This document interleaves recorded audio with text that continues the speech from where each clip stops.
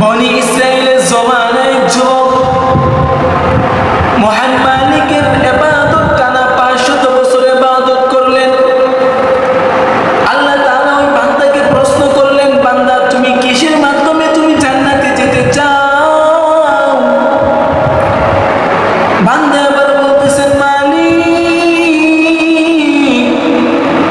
আমি যে টানা 500 বছর ইবাদত করলাম, আমি আমার ইবাদত দিয়ে জান্নাতে যেতে চাই।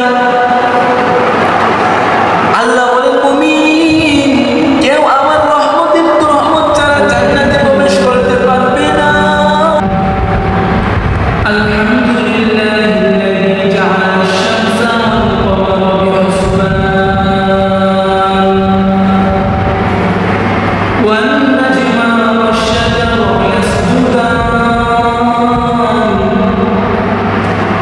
ওয়া ফাদ্দালা জামানান আলা জামান কামা ফাদ্দালা মাকানান আলা মাকান ওয়া ইনসানান আলা ইনসান। ونشهد أن لا إله إلا الله وحده لا شريك له ونشهد أن سيدنا وسندنا وحبيبنا وحبيب ربنا وطبيبنا وطبيب قلوبنا ومولانا محمدا عبده ورسوله الذي أرسله بالحق بشيرا ونذيرا وداعيا إلى الله بإذنه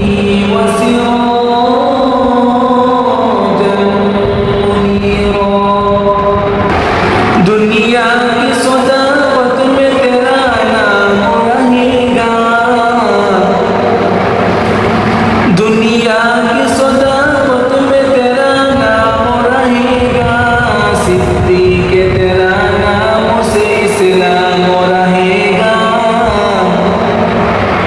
सिद्दीक के तेरा नाम से इस्लाम रहेगा। दुनिया की अदालत में तेरा नाम रहेगा, दुनिया की अदालत में तेरा नाम रहेगा, फारूक तेरा नाम से इस्लाम रहेगा, फारूक तेरा नाम से इस्लाम रहेगा।